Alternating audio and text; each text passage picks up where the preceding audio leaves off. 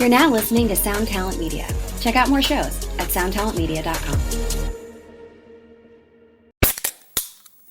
Hey, what's up, everyone? I'm Matt Migaki, the vocalist of Cryptopsy and the host of the Vox and Hops Metal Podcast, where I sit down with fellow metal musicians. We talk all about their lives and music while sharing killer craft beers. If you've ever wanted to sneak backstage and share a beer with one of your favorite musicians, well, Vox and Hops is the podcast for you. This week on the podcast, I dropped a killer episode with Kelly Schaefer of Atheist. There is this episode and over 440 other ones to help you enjoy life, metal, and craft beer. So what are you waiting for? It's time to become a Vox and Hops head. Cheers! Hey, what's going on, everybody? It's time for the last episode. Yep, this is the last episode that we will be doing in 2018. I know. Sorry, that was kind of mean, wasn't it? I don't know why I did that. That was awful. I wasn't going to. But yes, this is the last episode of 2018, and it's dropping on the last day of 2018.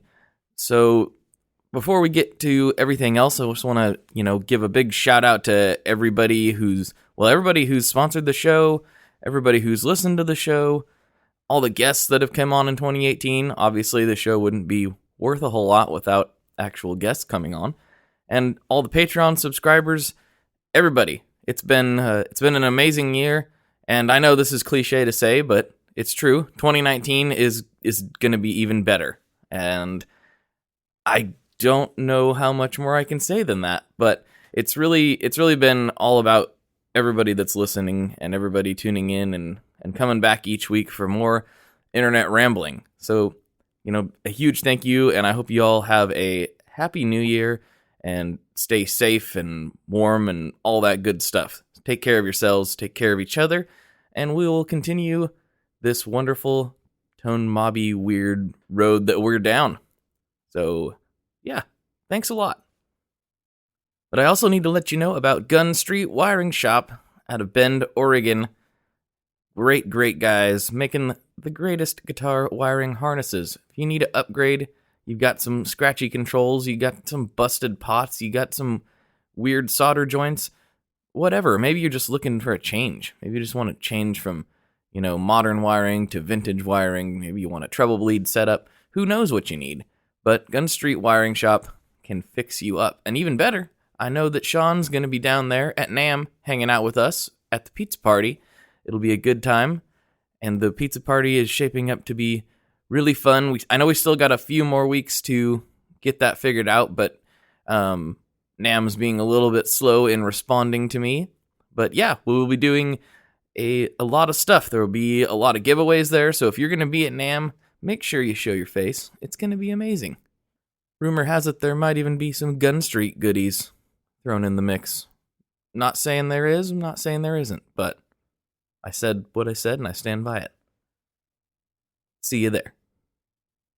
This episode is also brought to you by the wonderful folks over at Keeley Electronics. Who doesn't love Keeley Electronics?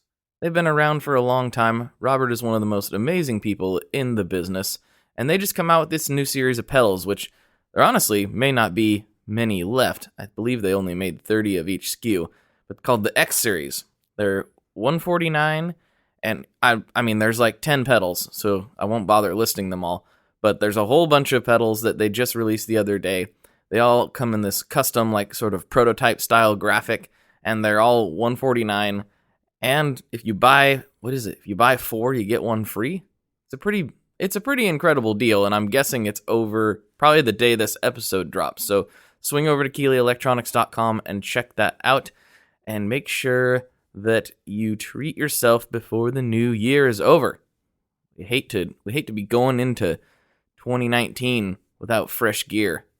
What a scary proposition that is. Whew, got to start the new year off right, folks. So go to KeeleyElectronics.com, check it out. Make sure you check out Keeley on all the socials, and maybe even scroll back to some previous Tone Mob episodes, because Robert himself has been on twice. Once, in fact, he came and hung out in the Shred Shed for an episode. It was a great time and a great chat. If you're curious, those are Tone Mob Podcast number 18. Wow, he came on early. And number 54. So check those out if you need a little more Keeley in your life. And lastly, before we get to the episode, I just wanted to give a small little backstory about how this one came to be, because it's pretty awesome. You guys might remember a few months ago, I got to catch Gaslight Anthem in Boston and did a podcast with Brian and Ian. That was amazing. But also opening for them was this gentleman, Matt Mays, and I was blown away. The performance of him and his band was insanely good, and so I just randomly reached out to him here, a few weeks ago. I thought, he had a lot of gear. I got to check out a lot of their guitars and stuff backstage, and it turns out that it was a great time. And I just wanted to give this little intro spot. I know that he's very well known up in Canada, but most of my listeners happen to be in the States. So if you weren't familiar with him, definitely go check out his music. It's really good stuff. And if you get a chance to catch him live, he tours like crazy. So if you get a chance to catch him live, definitely do it. You will be in for a major treat. So there you go. Without further ado, on with the show with Matt Mays.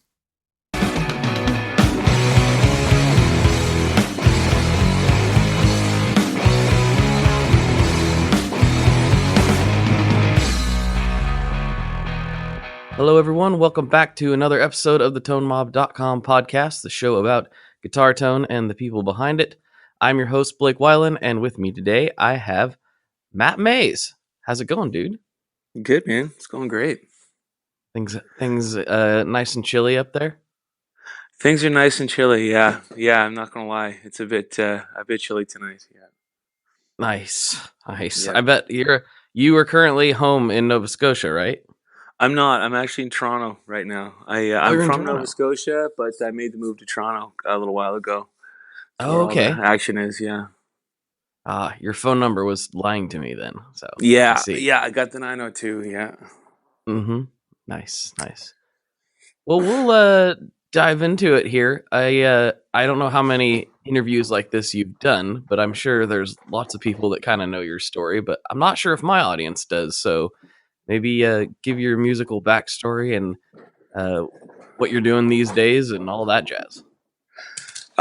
Sure, yeah. I started playing in a band called the Guthries back in, I don't know, early 2000s, I suppose, and yeah, we kind of did quite a bit of touring. We played a lot in the UK, and we only had kind of 2 records, and then I went out on my own. And yeah, we turned into a bit of like kind of tour monsters throughout our 20s and 30s. And yeah, kind of now I'm kind of working on my 8th record now, so I got a lot of albums out, and yeah, sort of still full time at it. And things are, I've sort of spend a lot of my time in Canada playing and building a fan base, and now kind of enjoying getting back down to into the States a bit and playing. It's been really great. Nice, very cool. Yeah. When did you start playing guitar? I started, I think, when I was 14. 14? Yeah, give or Yeah. take. Yeah, my uncle had a guitar he never used, and I kind of found it pretty interesting. Kind of sort of felt sort of like kind of new and strange, and sort of that age too. You're sort of your emotions start kind of kicking in weird ways and stuff, and learning guitar is kind of a good thing to kind of straighten some of that stuff out, or make it worse. One of the two. That is true. It usually goes one way or the other. It's not a neutral thing. Yeah, exactly. Do you remember what kind of guitar that was? Yeah, it was a 70s Aria. It's a Japanese company.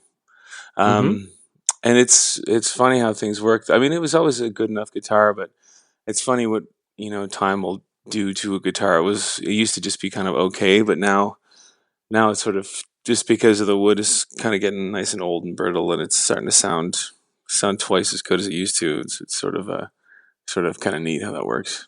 But Is it an acoustic? It's an acoustic, yeah.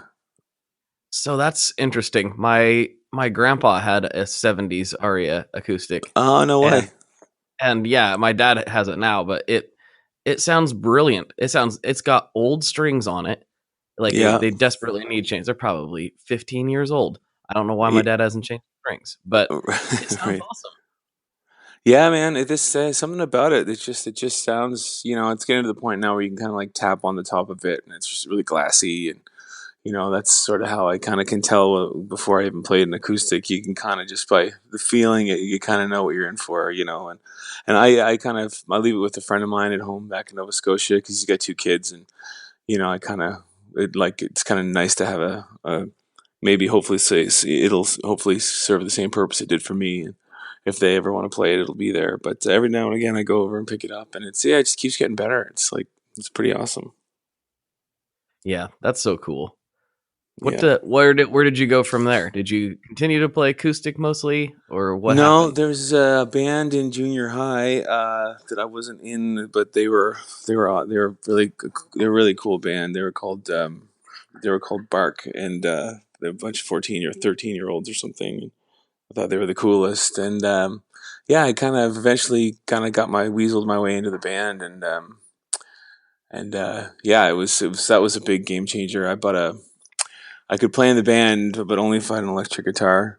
But my folks said I had to wait till Christmas to get an electric guitar, so it was kind of a stressful time because I was really excited to be in a rock and roll band, but I had 4 months that I had to sort of pacify them to keep convincing them to sort of keep me in the band because I was really worried they were going to get somebody else to fill my shoes or whatever. But they held out, thank God, and I got a fire engine red Yamaha RGX electric Nice. guitar and a PV Express 112 with the super sat knob. and and yeah, the Yes. rest was history. It was really really kind of some of my favorite moments of my life was kind of learning my way around rock and roll songs and singing into using my friend's mom's vacuum cleaner for mic stands and duct taping mics to vacuum cleaners and hanging them from the ceiling. All that sort of classic sort of MacGyver stuff you have to do when you're that age. And yeah. So that was sort of my intro to rock and roll, I suppose. That's awesome. Yeah, that MacGyver stuff is funny to think about now, like knowing what you know, because the first time not the very first time, but the first time like my band and I recorded, we were about that age, and we were in my grandma was the only one that had like a computer at the time, and Right.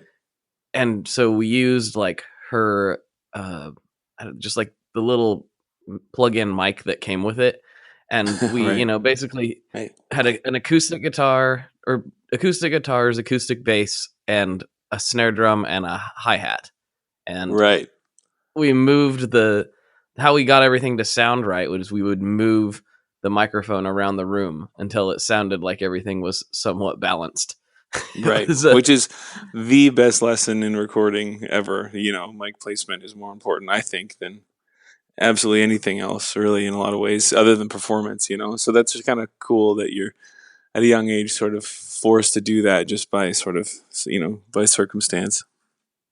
Yeah, we definitely had no idea what we were doing. It was just move it. It's a little close to the bass. Move it away from the bass, and now it's too close to that one guitar, and a lot of group singing involved and all this stuff. And then I need to dig them back up. They're not as bad as they should be recording wise. Like they Right. sound Right. surprisingly okay-ish.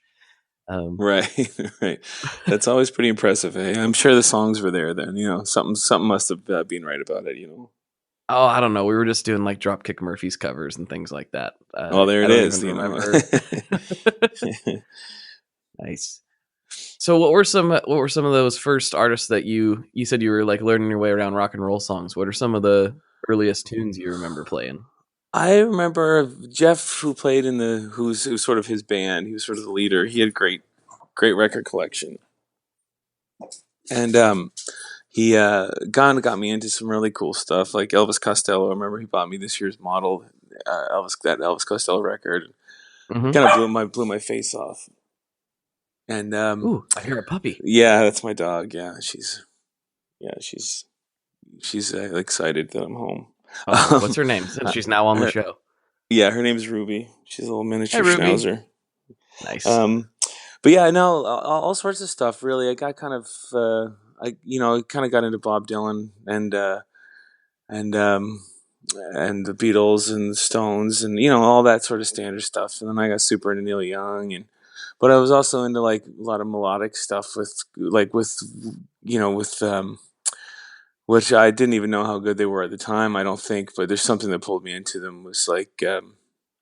Was more melodic guitar stuff like Teenage Fan Club and Matthew Sweet and bands like that were just viciously pop and poppy, but viciously loud and awesome too. There's that certain sort of underlying edge in that stuff that sort of I love the juxtaposition of the sort of poppy songs and lyrics mixed with some really awesome guitar tones and the right kind of attitude and also punk rock and metal too. I kind of was just so enthralled with how it all worked and how you could kind of kind of get into a certain style, and it was actually somewhat doable to play some of most of that stuff. It was all three chords, whether it's Bob Dylan or some of the Costello stuff was a little more challenging, and but it was all sort of so exciting back then because you could.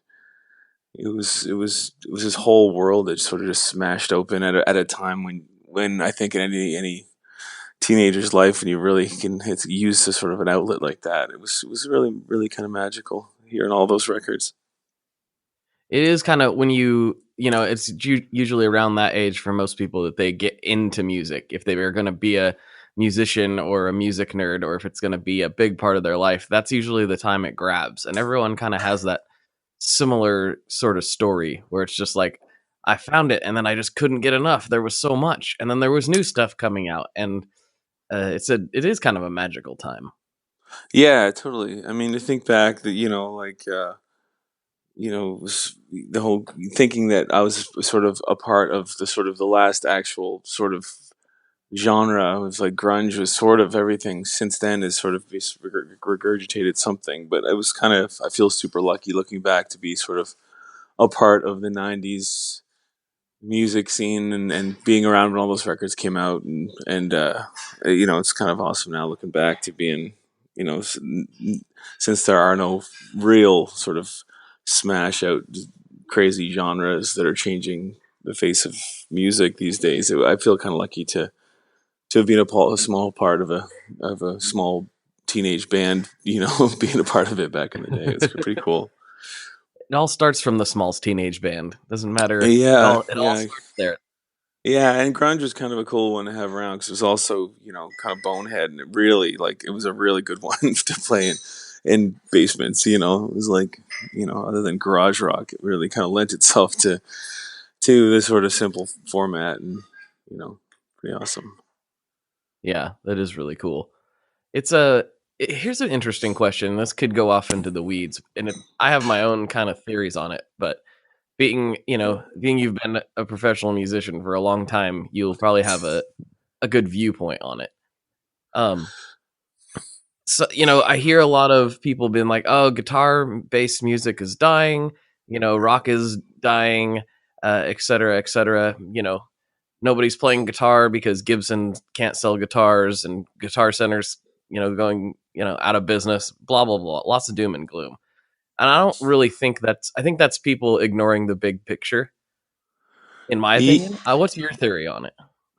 Yeah, I tend to agree with you. I mean, I honestly don't think anybody really knows right now. I think it's such a strange time that I think that if anybody has an opinion, I think they just are, want to be right about something. I don't think I don't think there's enough information or there's no indicators anymore. There's no I don't know. There could be an insanely awesome young rock and roll band that are so good that you never, they could just swing things around. But there really hasn't been anything, And even if there was a band like that, they might not.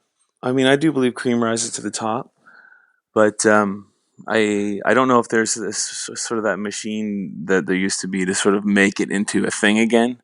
I don't think there'll ever be a thing again. I think people sort of enjoy all sorts of different genres, but just not to the extreme or the level that they used to when there was A&R people like designing hits with the producers and people along the whole line, sort of getting to something along the sort of conveyor belt that goes and busts some sort of scene open. I don't think that exists anymore at all. There's just not simply not enough money anymore. But the love of music is still there. But I think that's why I think with Spotify and the lack of sort of industry power in this, as far as you know, leverage with radio and just Right. control, the lack of control. I just think it's just a big free for all now. So there's going to be people who really love rock and roll. There's always going to be great rock and roll bands, and I think a lot of I think genres might start sort of blending blending in together and more times, and I think things will be less sort of genre related and described as just this is the band. It's not they're not this or that. They're this is the band, and you have to listen to see what kind of music it is or what they sound like. I think just Right. sort of Right. like people and culture, and I think it's just the further we go, we're just kind of turning into one sort of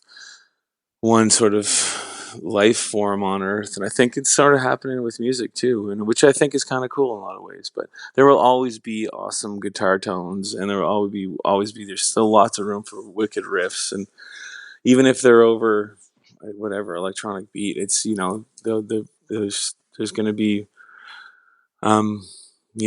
full raw sort of Stonesy sound and rock and roll bands probably in 30 years because that's everything kind of comes back. But I just don't think it's going to be as controlled into this one section like it used to be, just because you know, there's there's no real home for that anymore.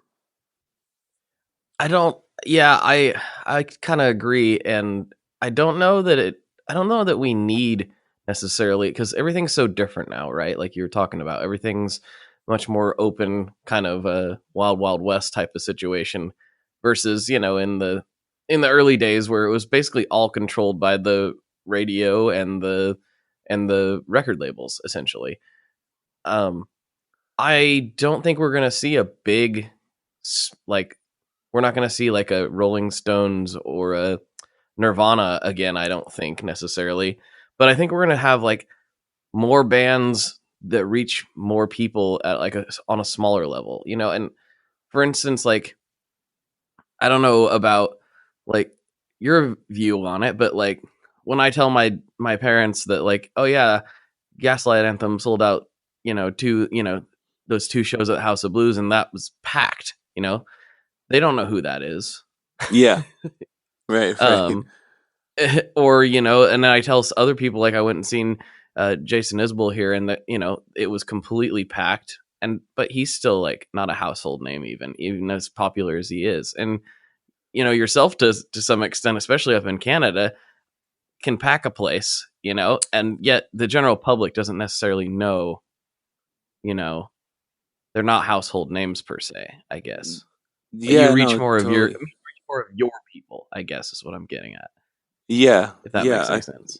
I think so too. And I think when once you do have that, I mean, I think like artists like Jason Isbell and Brian Fallon, and I mean a lot of great artists everywhere now. I think they're growing in a sort of a different way, and I think if you like what you hear and you follow them on Spotify and you and Instagram and all that, I think it might be a little more of a higher quality sort of sign up. Like it's Mm-hmm. those the people who end up following you and see you and hearing that song. They're gonna probably be fans forever, as opposed to I think back in the old days when they would just stuff a hit single down your throat until you kind of liked it enough to maybe go see the band once, and then maybe like, oh yeah, I was like I used to go watch them when I was in this phase of my life. Whereas now I think if you sort of sign up to sort of to a band or an artist, I think you're probably gonna be into them for life. It's a little more invested or something. This is sort of a little more of a you know you kind of do more of a I don't know blood spit Blood handshake or pact. something. Yeah. Yeah, with the artist. It's more of a pact. I think you really sort of and you recognize that artist needs support, and that's what I do now. I follow bands and I do go see them and I go and buy a t-shirt, and you know I think a lot of fans are doing that more these days because they really kind of have a bit more of a deeper relationship with the band. I mean, there's always fans with deep relationships for famous bands back in the day, but now I think it does exist. Just I think probably for more bands and on maybe a bit of a, I don't know, I don't know, a little more of a one-on-one personable level, because you can actually communicate with the artist via social media, and they are an actual person and not like Jimi Hendrix, where they were an actual god and you could never meet them or DM Jimi Hendrix or whatever. Whereas, most of the artists that I know of, they're really connected with their fan base. And I think there's a richness in that and a realness that I think really benefits an age like today, where there's this, in the cell phone age where everybody's quite disconnected. It's nice to have something like that with something as important as your favorite artist. Sort of that ability to connect a little more on a one-on-one human element. Yeah, and I think the social media has a lot to do with it. And then, with the magic of the internet, there's things like this.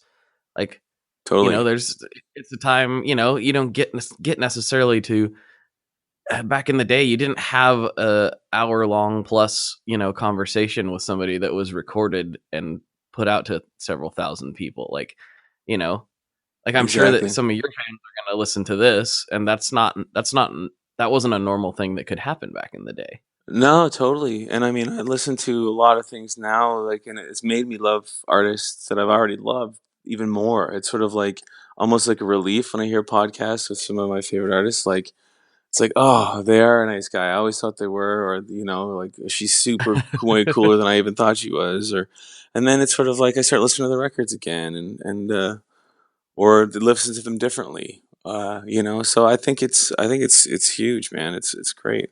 I think it's a big reason why I feel a lot better about coming to the States. So I think back when the internet didn't have its sort of stranglehold on the music scene. I think getting getting going in the States, being Canadian, because the it's like it's like Trump had a wall built or something for the music scene or something even back in the day before he was even president. But because it was such a, even though we're connected for 4,000 miles along our southern border, it's still really tough to kind of get down there. But I like the fact that I can do kind of take it more in my own hands by actually building something with my own hands from the ground up with social media. And our last tour we did there with Gaslight, it was really nice I was like,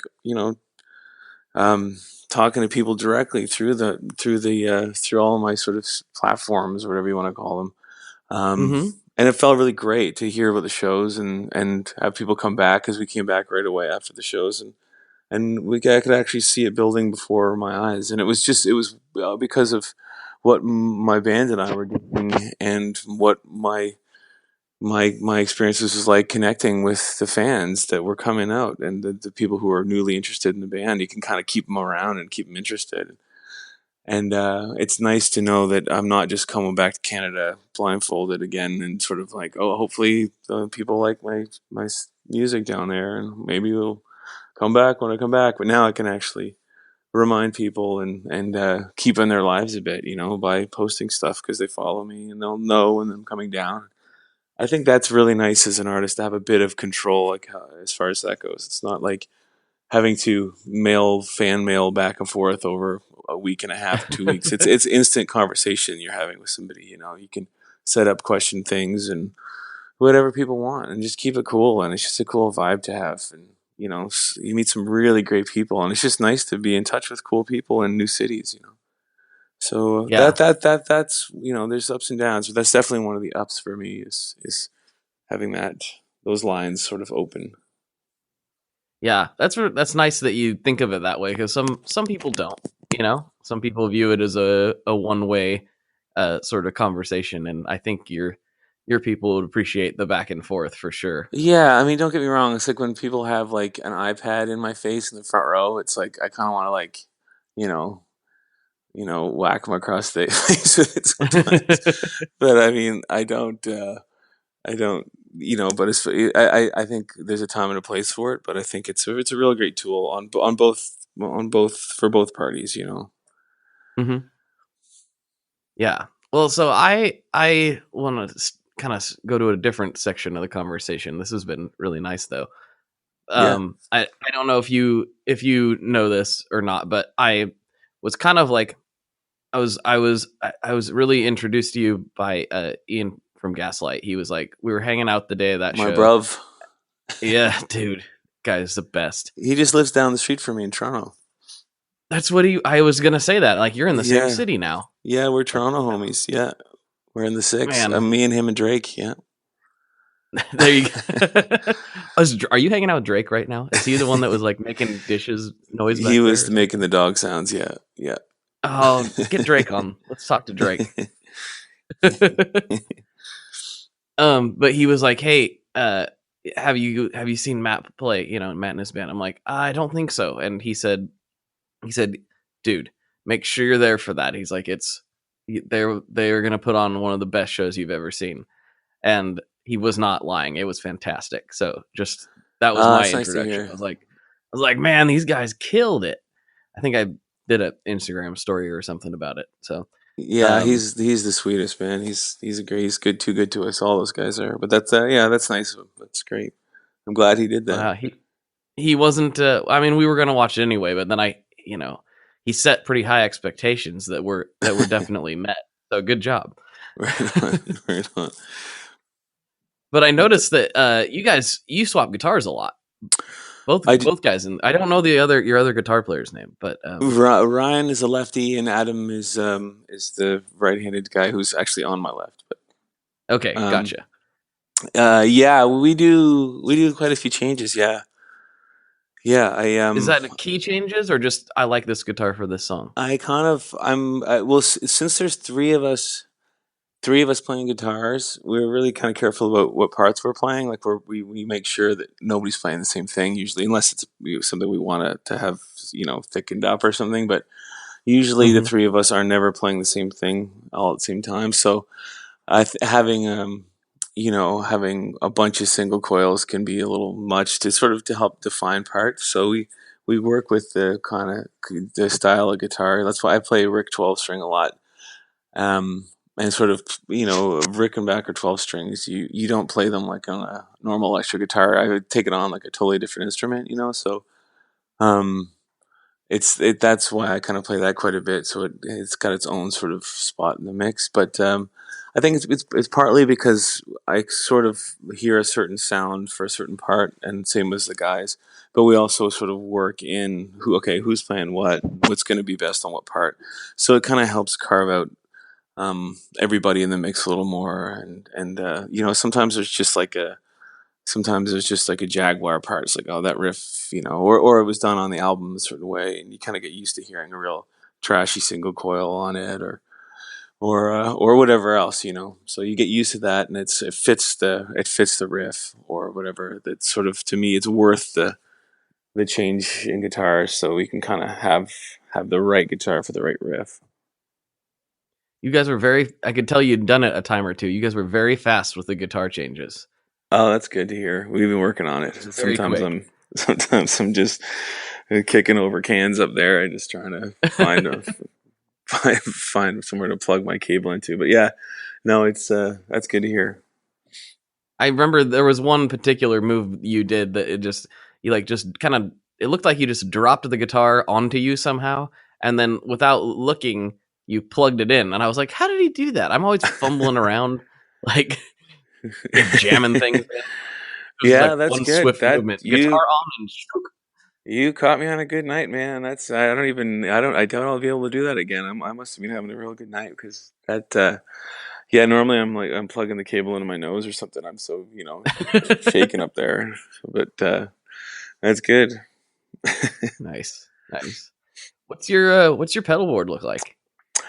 I've been using a Diamond Overdrive these days. It's a really great drive. Diamond's a great pedal from the east coast of Canada, and they're actually quite renowned. I think outside of North America too, and in the States. Oh, They're definitely. great. Yeah, which is great to see because I've sort of been using them since they started. It's nice to see them do so well. But um, yeah, I get the 902 drive, which is really great. It's got a, it's like it's I was using a tube screamer before, which I really do like, and I kind of go back and forth, but it's something about the 902 is to me a little trashier or something. It's a little more aggro, which I kind of have been liking these days. I mean, it just fits with this lineup.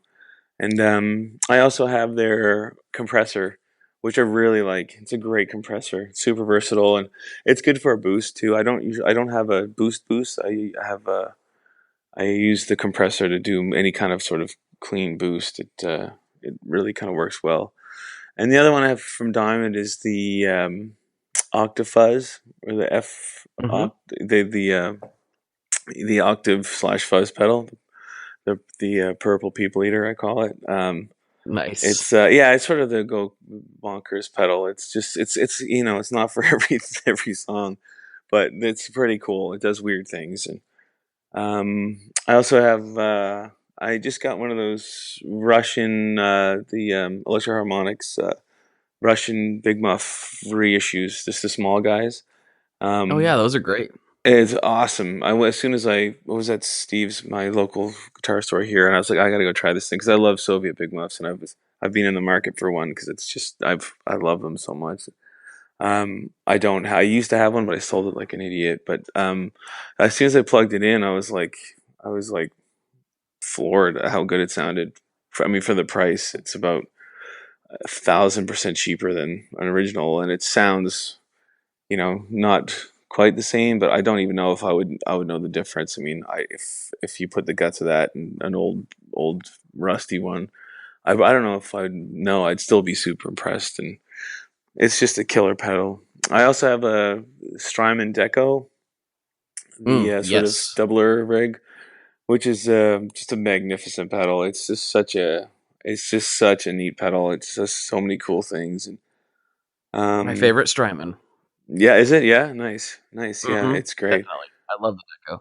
Yeah, it's really a great rig. I used the Canyon for I like it because it's pretty versatile. It's got the Electro Harmonics Canyon Verb pedal. Mm-hmm. Um, and that's because I like some of the weirdness on it too. For things I like, I use some backwards stuff here and there, and it's just on to save room on a pedal board. It's got a lot of cool things that I like. And I got the that synth 9 pedal too, Electro Harmonics, and I got the Mellotron one. And those I mostly kind of use in the studio, but sometimes I'll use them live for things, depending on which song. But That's a pretty substantial board you got. That covers a lot of ground. I guess it's pretty goes from pretty classic to some pretty weird stuff. But yeah, no, it's all good stuff. I That's also awesome. I really like Union pedals too. They're pretty awesome. My friend of mine works for the company too. They're really great pedals as well. Canadian, which is cool. So What was the name of the company again? Union. Oh, They're the one. They're Union. Is really. that Union? Is What's that that? Sorry. Union Tube and Transistor? Is Yeah, that yeah, what yeah, that is? yeah, yeah, Okay, I know them. yeah. They're Really cool. vicious pedals. Yeah, they're Awesome. vicious pedals, and they're simple and awesome. Yeah, they're just great. Simple and all. There's a lot of great gear companies up there. Honestly, we Yeah, got totally. Empress up there. Yeah, that's right too. Yeah, yeah. My Adam and the boys band just got Polyphony that Effects. new Empress Verb, the one in the white box there. That's the newer one in the white box. Anyways, it's awesome. I don't know what it's called, but it's a great one. Reverb or the delay? I think the delay is in The white box. I think yeah the yeah I think it was I the think Echo system. yes yeah, and it's Yeah, awesome. Yeah, it's great. it's yeah. There's not much that can't do. No, Pretty exactly. That's the pretty thing with wild. those. Yeah, that's the thing. Empress are good at that. I mean, you can really mess around. I mean, I tend to like those for the studio because I kind of have more time. And with me, I'm always dancing around and doing something that I kicks a certain pedal. So for me, the less knobs, the better. Usually, so I like pedals I can adjust with my toes. Mm-hmm. Because I often do that because I'm on the go and I don't want to sort of lose connection with the crowd by bending down, and nobody wants to see that unless you're doing something cool like Greenwood or something. You don't want to be banging on your pedal board when you're trying to get a song across. So I tend to use simpler pedals, but however, those Empress ones though, like something like knobby pedals or and even Strymons too. They have so many options that are kind of nice to geek out with. Yeah. Have you seen those? I think they're called the wing nut, I think is what they are. They're I don't for think so. turning you replace your knobs with them and you Uh, can turn them with your toes easier. oh, no way! Oh, that's Yeah, a they're like game a little changer. plastic. Yeah, they're I don't think they're that I think it's called the wing nut. I'd have to Google it to make sure. But it's like a little plastic thing that you just pop the set screw out of your knob and put this on your pot, and then you can just Oh, wiggle your toe on there. okay, that's great. That's great. I like that. My Yeah, pedal I'll board's going to I'll double in find it. size in just one phone call. It's great. I tend to have that effect on people. I'm not gonna lie. There's Death by Like Audio. I There, love they've got listening. Oh, go ahead. they got a couple pedals that they have the reverb one that's just two huge knobs that I really like. I've Yes. seen a few people hook them on a mic stands and use them for vocals, and they're just super. It's like a musical instrument. It's really really awesome. That's on the Yeah. docket for Those my guys next make pedal. crazy stuff. Yeah, yeah, Very yeah. nice. The Very Total nice. Sonic Annihilation one. I think it's called that. Total no tonal. Yeah, it has Annihilation in it. Yep. Anyways, I want one of those. It's on my I think Christmas is that the list. one that they just redid and came out Yeah, with a new version? yeah. Yeah. That's exactly Okay. it. Yeah, Yeah. Those guys yeah, are cool. yeah. They definitely are. Yeah. I got a Fuzz War in here. I should honestly have more of their stuff. It's kind of Yeah, dumb that I don't. yeah, those are wicked too. They're sort of on my list, I mean, the never-ending list, but yeah, those things sound awesome. It is really a never-ending list, isn't it? Yeah, yeah, because pedals are dangerous, man. It's like if you look at it's sort of like buying you know uh baseball cards when you're a kid. You can't really afford a new pack of them, but you can kind of scrape enough together to get one, and then you want to get the full set. And it's sort of like that. They're affordable. Pedals are kind of just affordable enough to be able to go, sure, why not? And then you develop a bit of a problem because they're just so fun. They're colorful, they're shiny, and they do cool things. And it's like it's such a neat thing to collect because they're all so individually. Uh, the characteristics are also wild and different. And they're just like a bunch of colorful little buds that you get to hang out with. And I think, That's right. I think, and the fact that they are kind of affordable, you can get them even like you can get cool pedals for $100 or cheaper on whatever Craigslist. It's never ending. They just give such happiness to to people and to guitar players that it's a great hobby. It's true. Pedals do provide a lot of happiness. I don't get enough credit. Yeah, they're awesome. I think I respect. I think a lot of the time in the studio, I go straight in. And I get that too. There's something really exhilarating about that, and sounds awesome. But at the same time, I don't want to. I never want to knock pedals because they're just. It's just your palette just gets so much bigger, and they give you ideas, and do tones. I mean, especially when you've been playing guitar for 25 years, and you hear something that just makes you feel something. Weird like warbly pedals, and there's a certain amount of emotion you can get out of something that might lead to a cool riff or whatever. It's just pedals rule. Yeah, and there's some things like there's certain pedals that I have that like They're the only things that do that or sound like that. So if you want that sound, you have to have that pedal to do Exactly. that. Yep. There's just things that straight in just cannot be done. It cannot exist. So Yeah, yeah. exactly. Yeah. That's what's pretty cool about some of those. It can be some guitar players. It's just that's their sound, and they just have that pedal, and I think that's pretty cool too. It's a real connection. Mm-hmm. So speaking of going straight in, what kind of amps do you rock? My main go-to for the last good while is um, I got a 66 Fender Deluxe Blackface, but it's kind of unique Mm. because it's got I didn't do the mod, but it's got 6L6s instead of 6V6s in it, or the other Oh, way around. interesting. No, yeah, it breaks up a lot sooner, so it's a really dirty amp. So it starts kind of getting a little nasty at around like 4.5 or something, which is cool That because is I weird. run. Yeah, it's an awesome amp. It's really it's really still balanced. Well, it sounds like a Fender. It's great, but it I usually run it with a Vox AC30. So when I hit my boost, usually the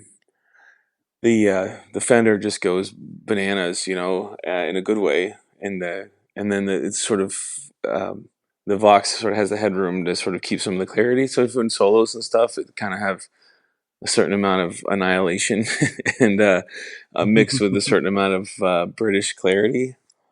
So it's a mixture that I've sort of grown to really kind of get used to, and I play some hollow bodies, and I've learned to sort of work with the feedback, in a creative sort of way, and sort of learn how it works with them. So I kind of stuck with them for a while because I really kind of know what's going to happen most times. To some extent, there's always weird sonic surprises every show that are kind of half the fun. But yeah, one of them is a bit of a kind of loose cannon, and then the other one sort of kind of tried, tested, and clear and loud, and cuts like AC30 does, right? So it's a good combination. I run them both all at the same time, and just by volume and volume up and down in my guitar or my boost really kind of you know affects the way they kind of act together. So So I was just thinking, what are you using to split the signal? I usually just I have a AB box thingy. I forget which kind.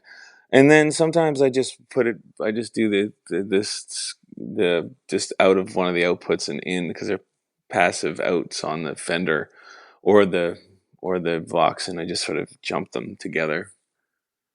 Oh, gotcha. I didn't realize that they were passive. I thought they Yeah, were not. yeah. All the outs on all those amps are inputs are also outputs. They carry Oh, the signal. Yeah. So shows if you shows can't what I get know. Well, I guess yeah. If you're jumpering them, that makes sense. Like I've always known yeah, about that, but I didn't yeah. realize it would go the other way. Yeah, yeah, if you've got, yeah, me neither until a tech told me once, and it was just like, oh, that makes it easy. And I mean, they still sound good to me. I think it's better when you have a B box or something balanced or whatever. But yeah, I'm not too super picky with that because I really, it always seems to sound good enough for me. So Yeah, that's interesting. Yeah, I learned something new every day. Today I learned that yeah, it's half the about fun. amps I own. Yeah, yeah, there you go. Yeah. Do you find with the Vox, like in my experience, is fairly limited with AC style amps, but Hmm. the ones I have had hanging around for a little bit, they were tended to be very picky with their overdrive pedals. Do you find that, or because Brian Fallon did not find that at all. He was like, nah, they love my drive pedals. So, what's your experience? Yeah, I'm the same way. I don't. I think it sounds great. I think you can. It always is going to sound like a Vox. It's not gonna. Nothing's going to take that away, right? It's such a. I think it all depends on the pedal too. I think Brian uses really straight up, like awesome drives, like really great overdrives, and I try to stick to the same thing. And I think that style of pedal works really great with something like a Vox. It's just you're sort of just adding to what's already there I think in a sort of high quality way. I think, and it depends on how you're running it and whatever, blah blah blah. But I've never had a problem with that at all. No. Interesting. Yeah. Very interesting. Yeah. Do you remember when you started getting into gear? Yeah. Because I had like a turning point. Like I was like, oh, what do you mean this crate doesn't sound very good? It sounds good to me. And then I heard some better stuff, and it was like, oh, I had an epiphany. Like, do you remember that moment? I do. Yeah. I didn't say that word right. Epiphany, epiphone. It's just like I said epiphany. I'm like, yeah. that's not a word. It's just epiphone with the emphasis on the different syllable. There, emphasis on the different syllable. Right. Yeah, I remember hearing a lot about Fender amps, and I was really sort of. Uh, I was actually really. I think I was super into Chris Isaac at the time. I got Forever Blue, and I think I was looking at photos or something in some magazine, and they had these beautiful like Fender twin amps or something. And so I saw one at my local guitar store in Halifax, and I think I traded a amp and a guitar for it or something like that. But I bought a 70, I think it was like a 73, 74 silver face twin with twin reverb, and it had a master volume sort of modded into it. But I remember um, taking it up to my room and plugging it in, and it had like the reverb tank obviously, and just a tube amp. I'd heard of tube amps, and I played it in the shop, and I could tell. But taking it home to like my sort of mini little studio where I was used to sounds and used to my really garbage amp, whatever I was playing at the time, it was really mind blowing hearing how nice a Fender tube amp sounded. I was like, okay, I get it. That's it. And then that was sort of it. And then I got really into and then my parents left, and then I turned it up to 10, and then I was like, oh, okay, that's it. That really sort of, hammered the last nail in the coffin in that department. I just became like, oh, wow, this is awesome. Sounds like everything I love, and then that was it. And then I sort of got into pedals and whatever, but that was a game changer. Yeah. A lot of us have those times. Yeah. You probably talk to way more you definitely talk to way more actual like working musicians than I do. But I've noticed a trend where it's like there's gear heads, and then some guys just aren't. They just like, I have a Strat and a tube screamer and I'm good. Yeah. And they don't ever get that gear bug, which is good for their wallet, but I don't understand like that. Like, I can't even hardly wrap my mind around that. Yeah, see that? I know. And what bugs me is that some of those guys have like the best tone out of anybody. It's true. It's sort of like it's all in the hands, really. Because I've played enough gigs with enough bands over the years where you start realizing that it's the guys or the girls who have the best tone. It's always in their hands, because I've seen some of my favorite players, like one of my favorite guitar players named Mick Davis. He plays in a band from Canada called the Novaks, and we toured with them. And I was like, man, I can't wait to see Mick's rig, But he just, had some, middle of the road telly into like a Roland Cube amp, and it was like the most vicious rock. And he knows how to play guitar. I mean, he's just a demon. He can, he's rock. He is just one human riff, man.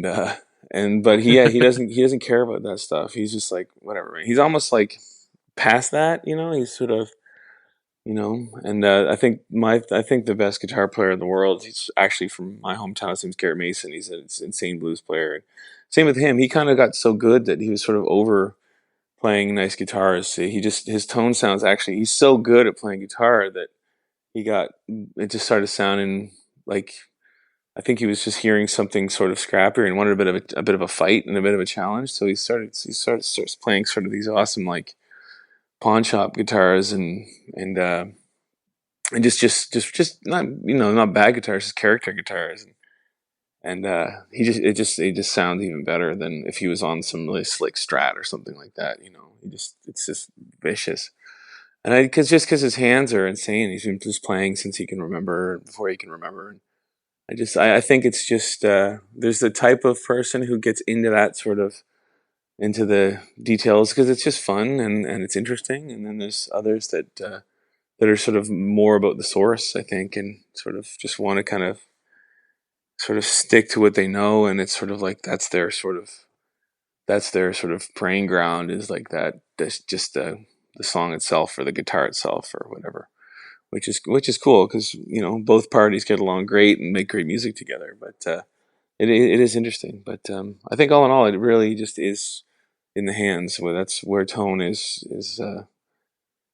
generated for sure. It's no pedal in the world can make somebody have a great tone. I've seen people plug into the seriously nice gear, and it's like, how could you make that gear sound bad? And but they do. They somehow make it sound horrible, and I don't, not to be too judgmental, but it's it would be hard to make a Fender Super Reverb sound bad, but some people can manage, But again, some people can make a rolling cube amp sound like the most vicious rock and roll amp ever. It's the beautiful thing about it. You gotta have it in the hands. Yeah, it's interesting. I've always kind of been of the camp that's like, because there's some guys that are very adamant about it doesn't matter what you're playing, it is all in the hands, and I know what they're saying, but like I'm talking like online trolley guys. Yeah, like, right. It's not entirely true, because I was like, my argument is always like, if that was entirely true, then Cannibal Corpse would play ukuleles. Like, totally. you have to have certain aspects of certain things to get certain sounds. Oh, totally. Yeah, that's no contest. But pedals have made bands who they are, and and I agree totally. Like Fu Manchu without fuzz pedals would not be Fu Manchu. Or that's a thing. I mean, like, look at the Edge from U2. I mean, the thing is, though, he if you hear his playing without all those effects on there, it wouldn't sound like the same songs. But his hands are so good, though. Like, he works those effects so well. Like, but he still has killer hands underneath those layers of delay and everything. It's still, you can tell with the Edge's source is really there. That's true. Yeah, I think it's always a combination. Yeah, I mean, certain guys they're gonna make certain things sound better for sure, and that's always going to be the case.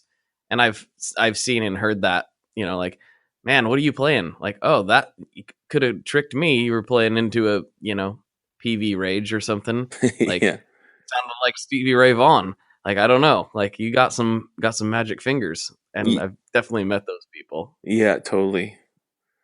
Yeah, no, I agree to that. I mean, it's I think having good gear only kind of takes you so far, and then I think the ones we all look up to, they just had this sort of special touch, and that's what makes them who they are, and that's what's kind of cool. Yeah, that's why I have all these weird effects. It's because, like, if I turn this synthesizer on, you won't recognize that I'm not that good. It'll be fine. Well, that's the thing with me too. I'm pretty ham-fisted, so I rely heavily on my fuzz pedals and my delays and reverbs. It's become a part of my playing. Well, the good thing is they can really use those effects musically, and I think I'm guy that's part of my tone is I'm sort of maybe better at using verbs and applying them in a certain way, and that's sort of into that, than just sort of straight up my guitar playing. I try to cater to my handicaps a little bit of being a bit ham-fisted and things, and try to put most of my energy into working on what I'm maybe a little bit better at or whatever. No, I feel that. I definitely feel that. It's you do have to learn, like, how to use pedals. You have to learn how they respond and how to do it. Like, it would sound very different if you didn't really know what to expect. or how it would feel. Totally. And I mean, there's the emotional part of it too. I think, I think the huge part of what makes a good guitar solo is the emotion that's into it, and like I want like guitar players' whole life to go into it, everything they're pissed off about, everything they're happy about, whatever. So sometimes, like, if I'm really mad or in a bad spot in my life or really happy, whatever, and I'm playing guitar solo and I have like a whatever, the Russian Big Muff to stomp on, and then it's just like kaboom, and then I get like it just turns into something really special in it, and it's a tool that it's just a little button under my foot, but it really helps me get to where I need to go emotionally, and I'm trying to like rip my Bigsby off in a rage or whatever. It's like it really it takes me there, and without that pedal I wouldn't have maybe have gotten there or whatever. It's like you really start like what you're hearing, and your amps do something different, and you feel like they're like your boxing coaches in your corner, your amps, and they kind of are like screaming you on to sort of to get the knockout, and it's sort of that wouldn't happen without the pedal for me. I like that analogy. That's pretty cool. Right on. Yeah. You sort of don't feel like you're sort of alone. It's sort of you're sort of you got your team in place. Nice. That's very nice. Well, we are getting close to the hour mark. I got a couple more questions for you. Sure. One of them is not so much a question, but an opportunity for you to like kind of put up a billboard, and you could put whatever you want on it, and have what is something you would like the listeners to take away. And it doesn't have to be. It can be music related or whatever. It can be anything. I think I try to live by this sort of motto. It's the main thing is to keep the main thing the main thing. And Ooh, I like that. yeah, I think it's in this day and age it's really easy to get caught up in something that's really not worth getting caught up on, and we only have a certain amount of energy to expend, so you kind of have to really be careful about how you expend it and who you expend it with and to, and just save all your energy for the good stuff, and let all that other stuff. It's not worth your attention and your energy, So that's kind of it's pretty much just keep it real, I guess. I love that. Yeah. I love that. The main thing. We got to focus on the main thing. The main I thing. like The main thing is to keep the main thing the main thing. That's fantastic. You I'm can't gonna argue probably that. Yeah. use that. Yeah. Yeah, I love it. It's written on the side of a crab house in Newport Beach, and I stole it from there. Oh, this is not an original. No, it's not mine. You find no. inspiration. The place is called the Crab Cooker. Places. Yeah, the Crab Cooker in Newport Beach. They have it outside their door. So yeah, I took it on from them. Yeah. That's fantastic. Yeah. I love that. It is good. Yeah. Very, very nice. Very nice. All right. Well, and then we're not quite to the last question, but where can people find you and all of that jazz? Well, I'm all over the internet. I'm on Instagram. That's sort of my one I mainly sort of interact with, but I'm everywhere. But it's Matt Mays Music, and it's just my name, Matt Mays, Mays, on Facebook and .com, mattmays.com, all that stuff. Yeah, I'm pretty easy to get in touch with. If you want to talk more gear, anybody out there, I'm always down for a gear geek out. Yeah, I'm around. Cool. Yeah. All right. And this is the last question, and this one's the tough one. A lot of people don't like to answer it because it's kind of like a make or break careers type of situation. So I hope you're comfortable. Okay. Hit me. What kind of pizza do you like? What kind of pizza do I like? You're right, man. This is you're bringing out the big guns here, man. Yep. I think I don't want to be boring here, but I think I like two kinds. There's not one kind of pizza. There's two kinds. There's like sort of the good pizza and the good pizza. Okay. There's like the hangover pizza, which is like your Domino's sort of thing. And then there's like which I do sort of loaded up with stuff. Like, tomatoes, green peppers, mushrooms, and pepperoni. That's my go-to. But then I'll, for as far as like good pizza, I'll go with like a classic margarita, with the good Mm-hmm. cheese and the burnt, bottom, Brooklyn sort of style, sort of DeFara Brooklyn style pizza, I guess. It's my favorite all time. Yeah, that's good stuff. Yeah. I feel you. I Yeah. feel you. You're right. There is good pizza and good pizza. That's true. There's There's no bad certain pizza. foods. Yeah. Well, there is. There is, I there's actually bad pizza. Yeah, you're right. Yeah. I've had it. I used to not think that, but I've had a pizza that the place I used to work, I've told this before, but the place I used to work would order pizza from this one place. And it was the only place that it was out of necessity because it was the only place that would deliver and couldn't really leave the facility. Right. And honestly, it got to a point where I would just take all the toppings off of it and throw the crust completely in the garbage because it was the worst crust ever. Right. It was terrible. Yeah. And I'm like, this has to be pretty bad for me to do that. The I won't even guy- do that with Little Caesars. Yeah, no. The guy who can't make a pizza taste good is the same guy that can't plug a telly into a Fender and make it sound good. It's the same dude. It is. It probably is actually the same person. Yeah, just the poor fella just can't get it right.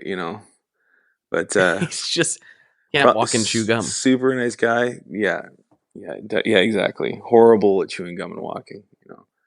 Probably It's such a complicated process. yeah.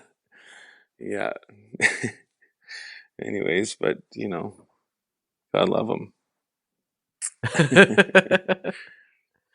All right, that's probably as good of a place to wrap up as any. So I guess I'll do it. Sure.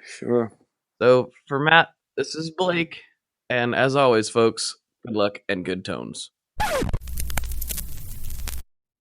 All right, that does it. That's the final episode of 2018, all wrapped up with a nice little bow on it and put away. Hope you guys enjoyed it as much as I did. Again, make sure you check out Matt's music. I think you're really going to like it. It's really awesome stuff. And if you want more Tone Mob in your life, my good friend Justin Porter came over and him and I sat down and did about an hour of reminiscing about 2018. We talked about some of our favorite gear. We talked about burgers. But we talked a lot for a while because it had been a while since we got to podcast together. And that can be found over on Patreon. Patreon.com/ToneMob is a place where you can go support the show, and for as little as $5 a month, you will get extra episodes every week. Boom, right into your favorite podcast player, and you will be the only ones that get to listen to them.